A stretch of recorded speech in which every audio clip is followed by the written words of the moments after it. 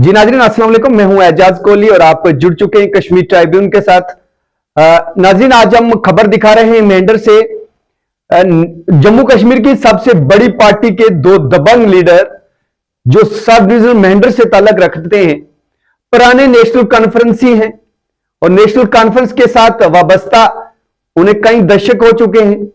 उनके दौर में यहां कई तहसीलदार, कई एसडीएम, कई एसडीपीओ यहां से ट्रांसफर हुए हैं, उनके साथ उन्होंने काम किया है। समाज में कोई भी बात हो उसको लेके वो इंतजामिया के पास अक्सर रजू करते रहते हैं, लेकिन आज हैरान कुन तौर पे उन्होंने जो मीडिया के सामने बोला वो चौंका देने वाला था।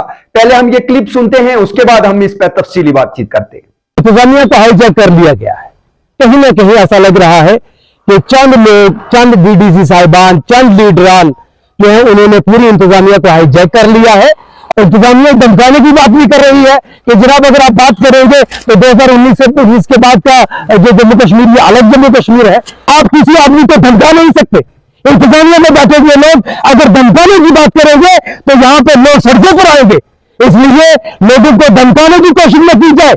इंतजामिया की वजह से अगर एलजी साहब के ऊपर सवालिया निशानात लग रहे हैं, डीसी साहब की चेयर को जो है इस वक्त सवालिया निशानों को घेरे में लाया जा रहा है। वो इंतजामिया में बैठे ऑफिसरान धमका रहे हैं, ये इशारा इसके ये तो आप बेहतर जानते हैं, आपने खुद भी सुना।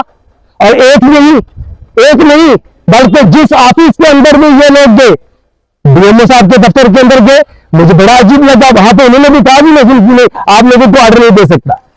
अब हमारे मोहतरम है, हमारे भाई हैं, हम रिस्पेक्ट करते हैं उनकी भी। अगर कोई तहसील ऑफिस के अंदर जा रहा है तो उनको भी कहा जा रहा है कि नहीं जी ये तरीकाकार आपका ये नहीं है।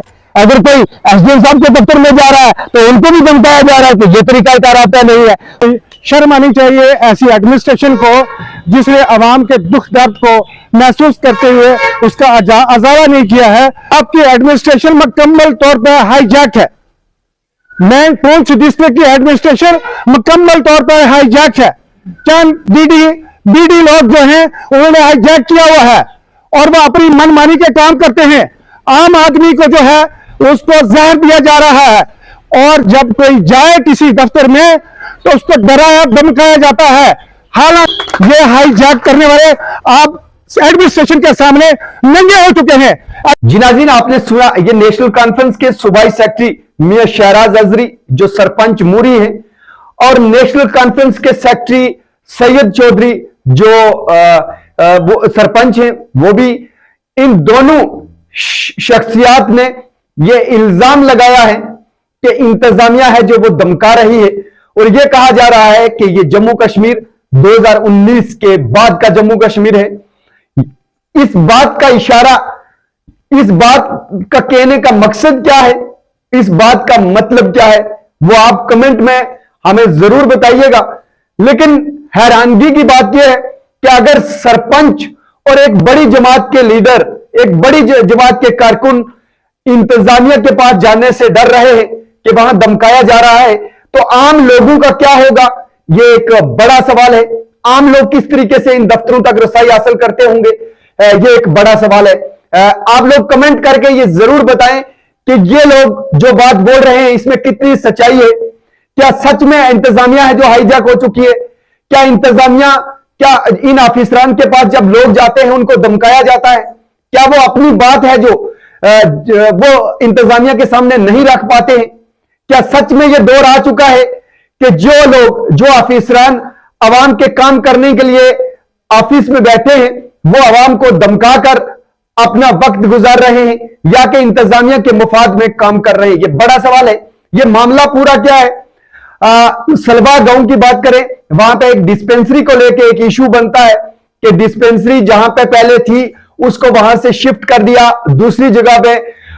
इंतजामिया का क्या इंटरेस्ट रहा उसमें, वो एक इंक्वायरी का विषय है कि इंतजामिया ने किस बिना पर, अगर 40 साल से एक जगह डिस्पेंसरी चल रही थी उसे दूसरी जगह जो है मुंतकिल किया। और उसमें जो लॉजिक बताया जा रहा है कि इंतजामिया ने उस डिस्पेंसरी को मरकज के अंदर लाया, गांव के जो सेंटर पॉइंट था वहां पे उसे लाने के लिए है जो उसे मुंतकिल किया गया है।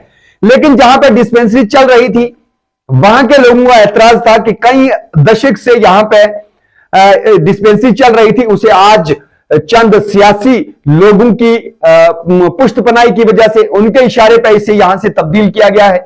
लिहाजा हमें किसी भी कीमत पर कबूल नहीं है कि डिस्पेंसरी को यहां से तब्दील किया जाए। वहां दूसरी पार्टी है जहां पर यह मुंतकिल की गई है, वो उन लोगों का कहना है कि इंतजामिया ने यह अच्छा फैसला किया कि डिस्पेंसरी को कम से कम मरकज में लाए, जिससे पूरे गांव के लोग हैं जो वो फायदा उठा सकते हैं। अब सच क्या है, इंतजामिया ने यह बात मानी कि हम एक कमेटी तश्कील देंगे और कमेटी फैसला करेगी कि इस डिस्पेंसरी को कहां पे होना चाहिए था। यह रहा पूरा मामला। इस मामले पे जब बात कर रहे थे, इस मामले पे जब डेपुटेशन है जो वो इंतजामिया के पास रजू कर रहे थे, इसी दौरान मीडिया ने जब मीडिया से गुफ्तगू कर रहे थे तो मियां शहराज अजहरी जो नेशनल कॉन्फ्रेंस के सूबाई सेक्रेटरी हैं और सईद चौधरी जो सेक्रेटरी हैं नेशनल कॉन्फ्रेंस के, और दोनों सरपंच हैं, वक्ती हाल दोनों सरपंच के तौर पे काम कर रहे हैं, और उनने ये बात कबूली के इंतजामिया है जो वो धमका रही है, इंतजामिया थ्रेट कर रही है। ये एक बड़ा सवाल है कि अगर सरपंच और एक बड़ी पार्टी के वर्कर्स नेता लोगों को है जो इंतजामिया धमका रही है, तो आम लोग इन दफ्तर तक किस तरीके से रसाई हासिल करते होंगे, ये एक सवालिया निशान है और इसे समझना होगा। आप लोगों के कमेंट का इंतजार रहेगा कि क्या सच में ही इंतजामिया इतना रूड बिहेवियर इख्तियार कर चुकी है कि कोई भी शख्स जब दफ्तर में जाता है अपनी बात रखने के लिए उसे धमकाया जाता है। जी नाज़रीन, किसी और रिपोर्ट के साथ में फिर हाजिर होता हूं, तब तक के लिए अपने मेजबान एजाज कोहली को इजाजत दीजिए। अल्लाह हाफिज।